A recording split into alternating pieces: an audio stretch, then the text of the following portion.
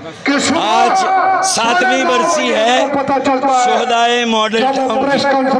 میرا یہ ایمان ہے پی اے ٹی کے ان نظریاتی تحریکی ساتھیوں نے یہ قربانیاں اس مقصد کے لیے دی کہ جو قیام پاکستان کا فراموش کردہ مقصد ہے اس مقصد کو یاد کیا جائے، اسے پاکستان کی قومی زندگی میں اجاگر کیا جائے اور ان اصولوں پر پاکستان کے نظام کو ڈھالا جائے جن مقاصد کے لیے یہ پاکستان قائم ہوا۔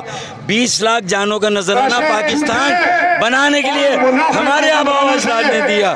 ماڈل ٹاؤن سانے ہے کہ شہداء قومی شہیدوں کے خراج کا تسلسل ہے اور یہ قربانیاں پاکستان کے عوام اور نظریاتی کارکن دے رہے ہیں اور حکمرانوں کو بار بار کہہ رہے ہیں اب ہوش کے ناخن لو، اب انصاف کرو، پاکستان کے قیام کے مقاصد کے مطابق پاکستان قائم کرو، پاکستان کا نظام پاکستان کے قیام مقاصد کے مطابق ہو، یہاں نظریاتی سیاست ہو، مفادات کی سیاست نہ ہو۔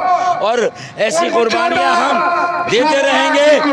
پی ٹی آئی کی حکومت خود طفیلی ہے، ان شہداء کے صدقے میں اسے اقتدار ملا ہے۔ اگر آج ان کی قربانیوں کو پی ٹی آئی فراموش کرے گی تو بہت جلد پاکستان کے 23 کروڑ عوام وزیر اعظم عمران خان اور پی ٹی آئی کو فراموش کریں گے۔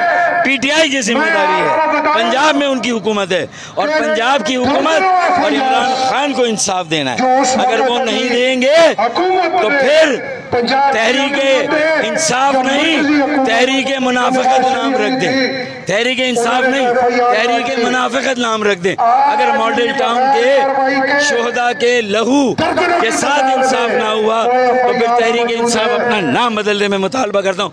8ویں برسی سے پہلے یہ انصاف مل جانا چاہیے، اگر نہیں ملے گا تو پھر 8ویں برسی سے پہلے انشاءاللہ یہ بھی برسر اقتدار نہیں ہوں گے۔